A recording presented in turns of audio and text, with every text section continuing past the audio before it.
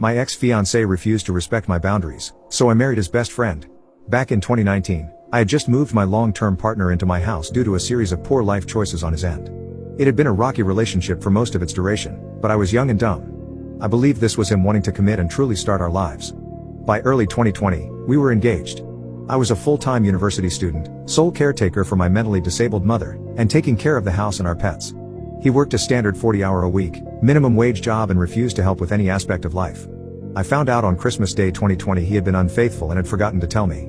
He was planning on leaving me but had informed everyone except for me because he was failing to secure a new residence. Apparently his fuck buddy didn't like him enough to let him move in. At this point the love between us was lost and I expected he would be moving out within the coming weeks. Fast forward 3 entire months and his search for a living place was non-existent and he was acting more and more entitled. Clearly by this point, he is an unwelcome freeloader who has taken up residence in my living room.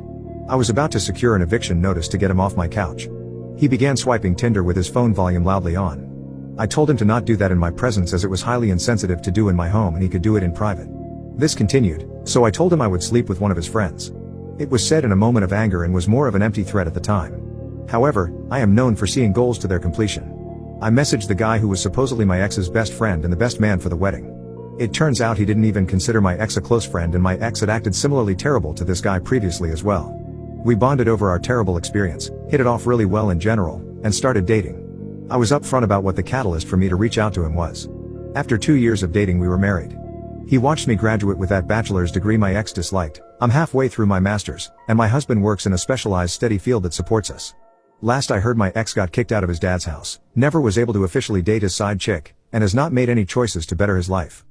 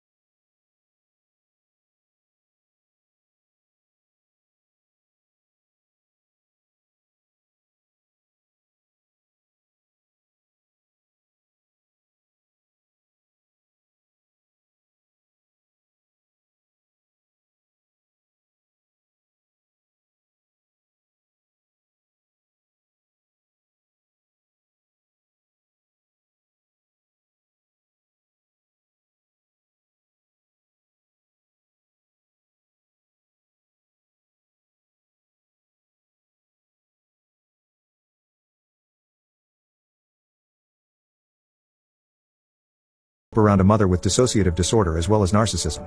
She was addicted to opiates as far back as I can remember, and would do anything to get them, and I mean anything. Growing up, it wasn't rare for her to have a tantrum during one of her highs and beat the shit out of me, break me down by picking apart every little thing she knew I was afraid or self-conscious of, and actively sabotage my relationship with my father and siblings. She would be up for days at a time, pass out standing up with her eyes glassed over and back hunched, and when she festered once again she would be up and moving and destroy everything in the house. There were times where I'd leave and the house would be clean, and come home and it would look as though a pissed-off tornado had run through the house, i.e. broken glass, animal feces, dirty clothes, roaches, empty pill bottles, ground-up pill residue, and other miscellaneous things littering the house. On particularly bad nights she would hallucinate, and during those times it wouldn't be uncommon to find pools of her blood on the ground from running through glass. I remember being up for days at a time because her and my father would scream at each other for days at a time without stopping, actively trying to get me to pick one side or the other even if it meant barging into my room at 4 a.m. to begin their screaming match where I could watch. She manipulated me, abandoned me at times in the middle of nowhere when she'd meet up with her various sugar daddies. She was still with my dad during this, and never once apologized during her brief moments of mental clarity. If anything, she would blame everything but herself. In her mind she was infallible. Money was always a big issue since she couldn't work in such a state. She sold some of her pills, yes, but ultimately those funds were used to buy more drugs anyway. Because of this, we were homeless frequently, without power and water for literally years at a time, and barely ever had any food. It was almost every night I went to sleep with the only thing I'd have eaten that day being a school lunch. On weekends, sometimes I didn't eat at all. The rest of my family had no clue this was happening. During the summer when I was 16, my aunt, whom I hadn't talked much with since I was a lot younger, got in touch. She asked if I'd like to come to stay with them in Texas for a few weeks during the summer. Of course I said yes, and I was absolutely ecstatic. I didn't bother asking my parents since I'd be very much surprised if they even noticed I was gone, so they were unaware. My aunt drove up all the way to Iowa and stayed the afternoon with us. My parents seemed to lack the cognition to recognize she was even there out of the blue, so they didn't come out of their room. When she arrived, our house was fairly clean. We left for a bit to go get food, and when we returned the tornado had already passed. As she told me when we were on our way to Texas, the thing that bothered her the most wasn't that our house had suddenly gone to hell, it was that I didn't even react to it. Instead, I tiptoed around the debris and started packing my things without a word. This deeply unsettled her, and ultimately she asked me if I was safe where I lived. I said yes, as it was all I had ever known. She told me that what she saw frightened her, and she wanted me to come live with her in Texas. Thinking that she was joking, I brushed it off. After a few days down there though, I knew I had to do it. They showed me love, compassion, and care that I'd never even known existed prior to this, and it shook me to my core. So we decided, I was going to get emancipated from my parents and move in with them. Ultimately, this involved sitting in a courthouse across from my parents and their lawyer. The judge asked why I wanted to leave, and I explained the above. I expressed the love and compassion I'd experienced for the first time in my life, and that I wanted to, for once, live in peace.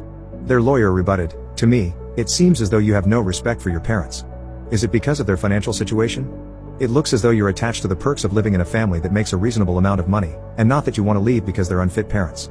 My mother and father joined in, hooting and hollering, actively trying to break me down as they have so many times before. I let them speak, and I held my tongue until it was my turn. They tried to goad me on, tried to break me as they had so many times before, but I wouldn't let them. Finally, the judge asked me to speak. With as level a stare as I could muster, I looked at mother, my father, and their lawyer across from me and said, "If you're asking me if I have no respect for my parents, then you are correct. However, to say it's simply financially motivated is incorrect. I no longer have respect for them because they have." As I was nearly finished, my mother, as she had so many times in the past, began to squirm and scream at me from across the table. "He's lying, the little bastard is just." Until the judge slammed his gavel down and cut the room, my mother staring up at him in complete and utter disbelief. I looked at her, keeping the tears I knew were right behind the corner at bay, and said, "For once in your life, for once in my life, behave as an adult. You can't stop me by simply yelling over me anymore. You have nothing to hold over me now. You can do nothing."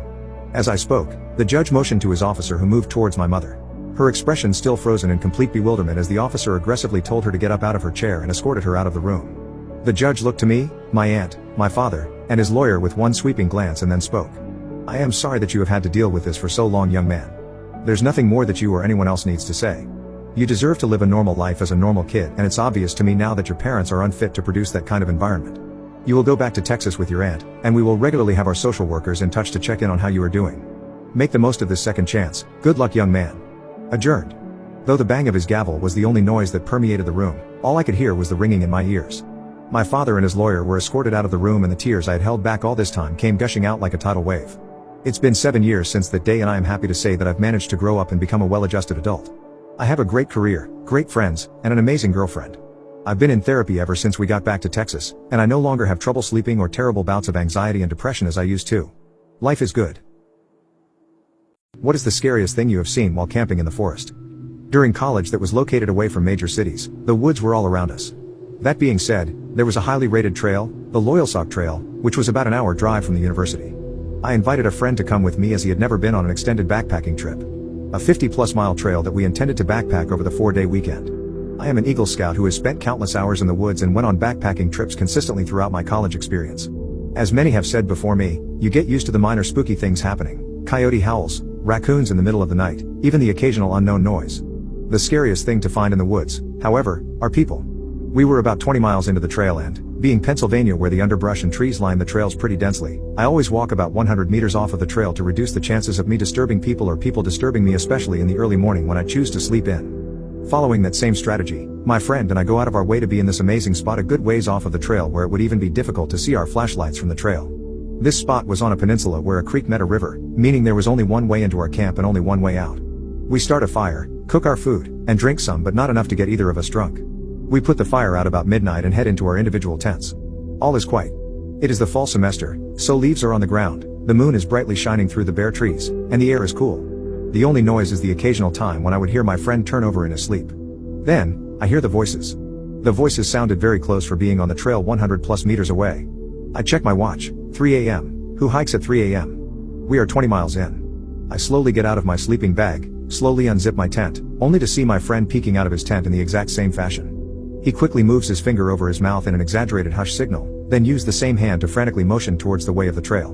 Then we see them. 4 adults, 3 men and 1 woman, walking directly towards our camp. No lights illuminating their path, they are walking silently at this point.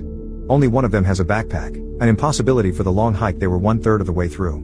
Being a long trip, you bring wood cutting supplies to chop branches into smaller branches to burn. For me, this was a survival knife. Grabbing the knife, believing it is my only way of defending myself, I am more disheveled than I ever have been, especially knowing that a knife is barely defense at all. These people walk into our site, sit down by our extinguished fire pit, and just sit there for what felt like an eternity. My friend speaks up and asks what they are doing in our campsite. Without answering the question, they ask if we have any food. Having packed as lightly as possible for the long trip, we had only a few extra Mountain House, MRE style meals. I grab one out of my bag and toss it to one of the men. In rapid succession, I ask why they aren't using a light, if they need help finding the trail, and why they are hiking so late. They respond with the following: "We don't use lights, we know where the trail is, it is better to hike late at night." Unnerved at this point, my friend asks them to leave. They respond by asking if we want to light the fire and hang out for a bit. No, we do not. They grab their bag, get up, and leave without speaking another word. We watch them leave and take shifts making sure that they didn't come back. Needless to say, we both got very little sleep that night. When the sun rose the next morning, we finally got real sleep. By the afternoon, when we woke up, it all felt like a weird dream of sorts. The only evidence was a fuzzy cap that they must have dropped that I have to this day. About 2 weeks later I learned that 3 people had been murdered at around the same time and same area that we were in. To this day I wonder if those people were the culprits of it. Just the thought that me and my friend might have escaped death by maybe giving them some food? If it was them, I wonder why they skipped over us? How did they find us? There are just too many questions I have because the situation just didn't make sense at all, and it sometimes keeps me up at night to this day. I have never had something as weird as that happen in the woods and hope to never have it happen again. In the 8 years since that trip, I have never been back to Loyalsock Trail. When did you realize you had a guardian angel? Many years ago, before there were cell phones, we had these things called pagers strapped to our hips. Someone would page you with their phone number and you would call them back when you got to a phone. As an on-call technician working in the audio-visual field, my pager would go off all the freaking time. Like most people who used pagers, our clients knew that if you followed up your number with a 911, that would indicate to the technician to stop what they were doing and call right away. Although I was always busy, I rarely if ever got 911s. One afternoon traveling from Orlando to St. Petersburg via Interstate 4, my pager goes off with a number I don't recognize, followed by the 911. I find the first exit, and pull into a little truck stop looking place outside of Plant City, to use the payphone. This takes maybe 3 minutes tops. I walk in, ask for some change and head to the wall where there are 4 payphones to choose from. I pop my quarter in and dial the number displayed on my trusty pager. It rings and rings and rings and rings. I'm thinking to myself, what the fuck? Who would page me with a 911 and not answer their phone? It's just about then that I notice another ringing sound in addition to the one in my ear. I pull the handset from my ear and 2 phones over on the wall. Another payphone is ringing, but with an incoming call. I hang up my handset and the ringing stops on the other phone. I walk a few paces over, pick up the handset and look at the phone number printed above the buttons. I look at the number on my pager. I look at the number on the phone. I look at the number on my pager again. I look at the phone again. Except for the 911, they are identical. I lose my breath for a second and then I make my way over to the girl at the counter and ask if she saw anyone use the payphone. She said I was the only person in the store in the last hour. The whole episode probably took 15 minutes, but man, I was freaked out. The hair on the back of my neck was standing straight up and I just wanted out of there. I get about 10 miles down the highway and come upon a scene that looked like a bomb went off. A 4-car pileup involving a tractor trailer hauling a load of steel that had come loose, state troopers and paramedics just arriving. I pulled over to the side and helped the best I could, but it was all pretty much over once it began. I have no idea why I got that page or from whom or what, but I'm convinced that if I hadn't, I would not be alive to write this today. Cousin falsely accused me of SA. Now my family is finally contacting me after almost 10 years. I grew up in what was probably the most normal of normal households. Parents worked a lot, but still managed to care for me and my 3 older sisters. We were never super close as a family, but never had any issues either. Same goes for my extended family. They always lived a few hours away, but we saw each other during summer holidays or Christmas and always got along great. But when we got older we naturally grew apart as everyone had their own lives. I'm 31 now. In 2014, when I was 22 and attending uni, I got a phone call from my mother that turned my life upside down. I remember I didn't even answer at first, because I was gaming with friends. But she called again immediately after the first call. This was an unwritten rule in the family. If you call twice like that, it's important. Like someone died important. So when she called again, I excused myself and answered, only to hear chaos in the other end. Like people were arguing. But when my mom realized I had answered, it sounded like she went to another room and closed the door. I just asked what was going on and I heard she was crying. My memory of this conversation is a bit blurry, but she basically asked me if I had something to confess to regarding E. E is my cousin on my mom's side and is 7 years younger than me, 15 at the time. At that point I hadn't even seen E for several years. I just said no and asked what this is about. She just cried even harder and started accusing me of saying E back when we were children. That E had told everything to my sister, and that my sister told my mother and my aunt. E had told them that back when she was 9, and I 16, she'd been playing in my room when I came in and started feeling her under her clothes and kissing her. My mother screamed at me to say something, but I couldn't even speak. It was all so absurd. I remember thinking that must be some bad joke. The last thing I remember saying was that it's not true and that E is lying. But then my mom goes on saying that how E gave such a detailed description of where and how. Then she kept asking something like, "Did you do this? Did you do this?" And I just screamed back at her no. Each time. It all ended with my mom putting me on speaker and both my mom and dad saying that they don't want anything to do with me and never to contact them again. 2 of my sisters texted me later that day, pretty much saying that I'm disgusting and then blocked me. I know it's weird, but after that call I went to have a long shower. To this day I still don't know why I did that. After calming down, I started calling and texting everyone, even E. No one answered and the ones who hadn't blocked my number by then quickly did so. The only thing I heard back was from my father who texted me to stop contacting them and that they need to heal. That was 9 years ago and I haven't spoken to anyone in my family since that day. To say this fucked me up is an understatement. I was living in a haze for weeks after that and hardly ate at all. It didn't help that this was right before I was supposed to defend my bachelor's thesis and was already stressed out. Luckily my co-writer sensed something was up and saved me by controlling the conversation so that I got the easy parts. Without him I would have failed. Needless to say, no one came to my graduation. Then started the worst period of my life. I spent the first year expecting the cops to knock on my door and arresting me for sexual abuse. I didn't land any jobs, just living off my saved money. I drank a lot and did oxy. I also grew resentful and violent. The only reason I didn't hurt anyone is because no one was around. My neighbor called the cops on me once after I had smashed a glass, but I managed to convince the officers that I had just dropped it, and they went away since there were no others inside my apartment. Instead of sleeping, I spent my nights planning how I could hurt E and make sure no one ever found out. Even thinking how I could actually do the things she'd accused me of, but much worse. I know, I'm not proud of that. I landed my first real job in my field in late 2015. Only then did things start to improve. I focused all my time on my job, as it gave me something normal to do. Recovery was a slow process, but I drank less and smiled more. I lived cheap and earned good money, so I made a point of buying myself a nice gift for my birthdays, a VR headset, a motorcycle, Lego etc. And last year I moved from my shitty apartment and bought a small house. It was an old dream of mine to have my own garage and a garden to care for. This has boosted me even more. So my life is okay now. I still got problems. I've been on antidepressants for the last few years and while they help, it's not in a happy way. They simply remove the dark thoughts and replace them with dead ones. My trust in other people is close to non-existent. I've tried dating, but only been on 2 dates with 2 different women. It's really hard to speak like a normal person when it comes down to it. And what would I tell a potential partner when she asked about my family? Oh, you know, they accused me of a heinous crime and we're not talking anymore. But I didn't do it, I swear. My field is very male dominated, so the only woman I really speak to is my therapist, who I like a lot. A few days ago, I received a text from my mother. It felt unreal and I was scared to open it at first, so I just stared at the notification for hours before opening it. Yesterday, a second text followed. Translated, they basically say, "Hi, my name, it's been so long since we talked. We miss you and want to know how you're doing." Here she writes a long text about my sisters and how my nieces and nephews are getting big. I didn't even know I was an uncle. Know that we love you and always will. Love, Mom and Dad. The second text said, "Hi, my name, we understand if you don't want to talk to us after what happened, but please listen. Last month, the subject of you was brought up at a family gathering. During this, E was downplaying everything that had happened to her. It got so awkward that she finally admitted that nothing happened and that she probably just dreamt it. We were all appalled by this. When we last spoke, we wanted to protect E and did the only thing we thought we could do. We know that's not excusing how you were treated. What E did was wrong and we're all angry at her. We have called everyone that knew and told them the truth. We all want to speak with you and your sisters want you to meet their families. Please write back if you can find it in you to forgive us. Love, Mom and Dad." So yeah. That's my situation right now. I haven't answered, but they no doubt know I've seen it. Truth be told, I'm seething. So many old, shitty memories are now stirring again.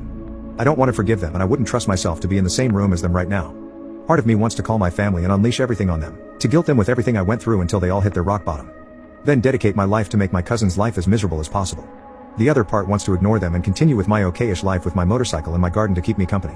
I don't have any friends. The only people I speak to are my coworkers, but we're not really close.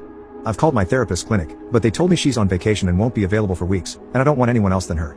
So that leaves internet strangers. So please, where to go from here? Do I ignore them and continue as is? Or do I answer? And if so, what to even write? I'm pretty sure meeting them in person would be a bad idea for a foreseeable future, but I'm not even sure how my life can improve from picking up those old threads. As embarrassing as it may sound, I've dreamed about the day when they apologize to be them throwing themselves to the ground and kissing my feet. Texting seems so anticlimactic now.